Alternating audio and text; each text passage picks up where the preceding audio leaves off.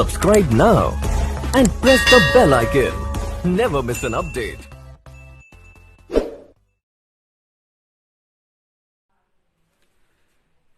आज हमारा टॉपिक है मॉडर्न पीरियोडिक टेबल।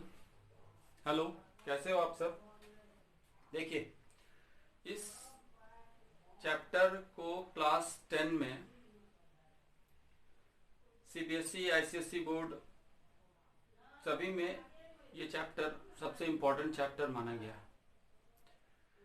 और इस चैप्टर का इम्पोर्टेंस इतना है कि आप किसी भी ईयर का क्वेश्चन निकालो, आपको हर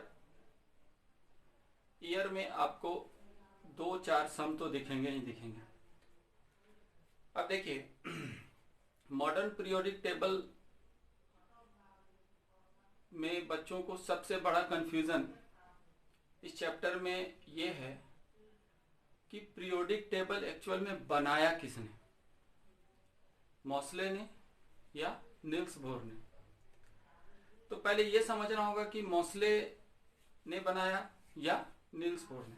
देखिए, उस वक्त मोस्ले एक्सरे पर वर्क कर रहा था और उस लेबोरेटरी में वो काफी एक्सपेरिमेंट उस एक्सरे से रिलेटेड वो करता जा रहा था।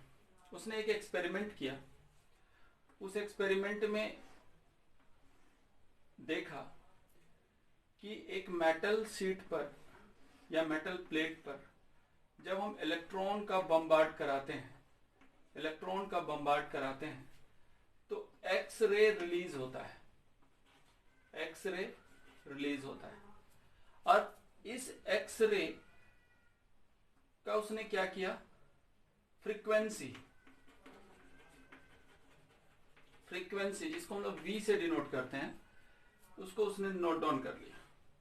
इसके बाद उसने एक और डिफरेंट मेटल लिया और उस मेटल पे भी उसने बम्बार्ड कराया इलेक्ट्रॉन का, और उससे जो रिलीज हुआ एक्सरे, उस एक्सरे की भी फ्रीक्वेंसी को उसने मेजर कर लिया। अब देखिए, इसी तरह से उसने 3-4 और मेटल लिए होंगे और इलेक्ट्रॉन का बम्बार्ड कराया और उसके बाद देखा उसकी फ्रीक्वेंसी क्या है, उसको मेजर किया और उसको नोट डाउन किया। अब ये सारा एक्सपेरिमेंट करने के बाद उसने कंक्लूजन निकाला और कुछ लिखा इस पर। क्या लिखा? देखिए, ये जो सारी एक्सपेरिमेंट है ये 1913 की है और उन्होंने लिखा, in 1913 Henry Moseley demonstrate that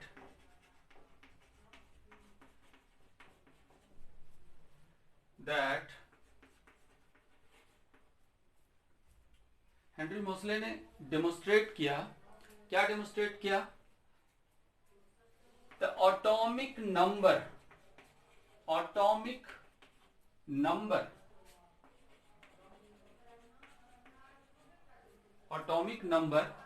is more fundamental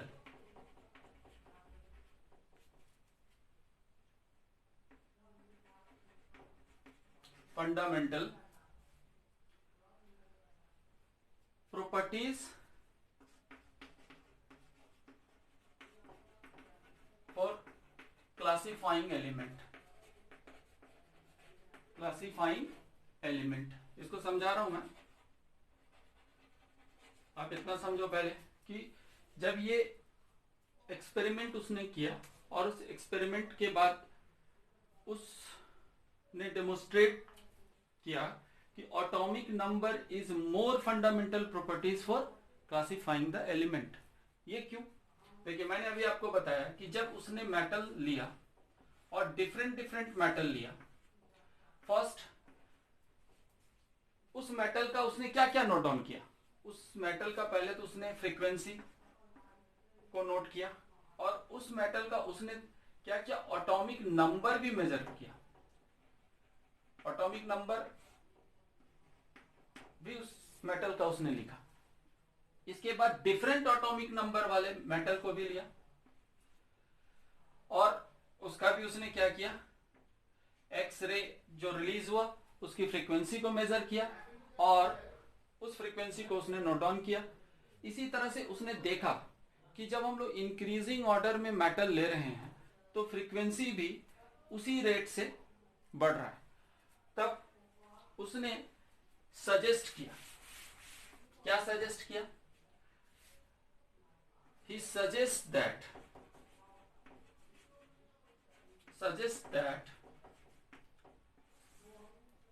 the under root of frequency, अच्छे से सुनो, ध्यान से सुनो, he suggests that under root of frequency is the directly proportional to the atomic number। देखो मैं मैथमेटिकली इसे लिखूं तो ऐसे लिखूंगा, under root of frequency is the directly proportional to the atomic number. Atomic number को हम लोग जेड से डिनोट करते हैं और जब हम इसको इस तरह से लिखें, under root of v is equal to b into Z minus a, where a and b is a constant। देखिए उस एक्सपेरिमेंट के बाद उसका जो सजेशन था और उसने सजेस्ट किया, क्या सजेस्ट किया, कंक्लूजन भी जो उसने निकाला, क्या निकाला कि under root of v means frequency का अंडर रूट अगर हम करें और देखा जाए तो डायरेक्टली प्रोपोर्शनल होता है उस एटॉमिक नंबर का जिससे एक्सरे रिलीज हो रहा है। और देखिए उसको अगर हम इक्वल टू करेंगे तो a एंड b जो है उसका कांस्टेंट है। इसके बाद उसने फिर ग्राफ भी प्लॉट करके देखा, है ना। When we had plot the graph, जब उसने ग्राफ प्लॉट किया और उसने x एक्सिस पर और y एक्सिस, x एक्सिस पर एटॉमिक नंबर को रखा और मान लें एटॉमिक नंबर 10, 20, 30 एंड 40 है, 10, 20, 30 एंड 40 है। Just 2 minute.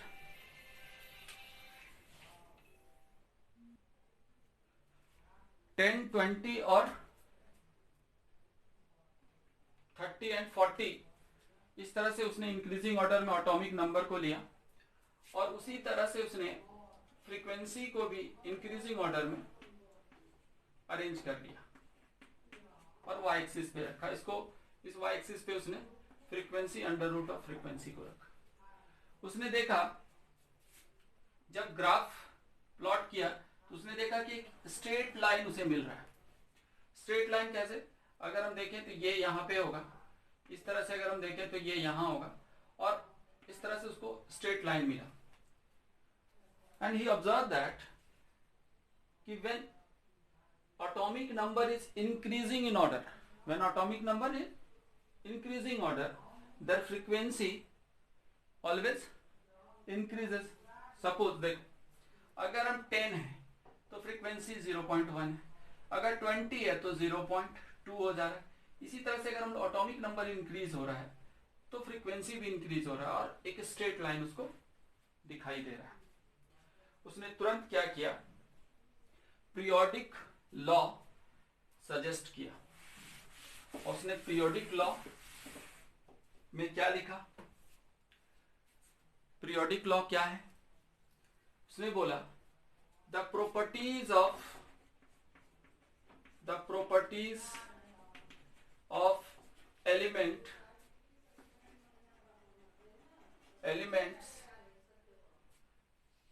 Is a periodic function.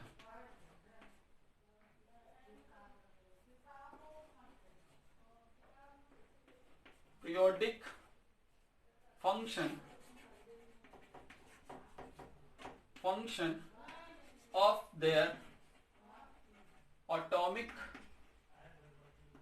Number. उसने तुरंत सजेस्ट किया, और उसने क्या सजेस्ट किया? Periodic law.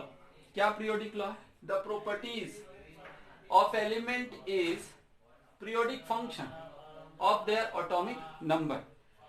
कोई भी पीरियोडिक फंक्शन उसके एटॉमिक नंबर पर बेस होगा। जैसे जैसे एटॉमिक नंबर इंक्रीज होगा और उस एलिमेंट की प्रॉपर्टीज भी डिफरेंट होता जाएगा। ये मोस्ले का सारा स्टेटमेंट और सारा कंक्लूजन नील्स बोर भी जान रहा था और देखा था, और उसने इसी स्टेटमेंट के बेस पर उसने प्रिपेयर किया long form of modern periodic table, या हम सिंपल नेम में भी हम लोग इसको बोलते हैं मॉडर्न पीरियोडिक टेबल। तो अभी हम लोग देखेंगे कि नील्स बोर ने कैसे पीरियोडिक टेबल का फॉर्मेट तैयार किया और किस तरह से उसने एलिमेंट को अरेंज किया। ठीक है, तो पहले आपका ये जो कंफ्यूजन था ये तो शायद दूर हो गया होगा कि पीरियोडिक टेबल किसने बनाया? तो नील्स बोर ने बनाया। डेमोस्ट्रेट किसने किया?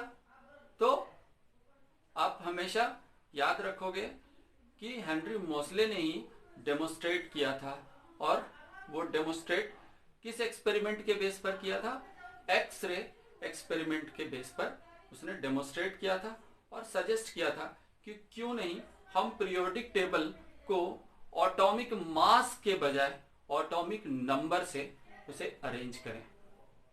समझ में आ रहा है? इसी तरह से हम लोग अभी पढ़ेंगे नेक्स्ट नील्स बोर से रिलेटेड, है ना।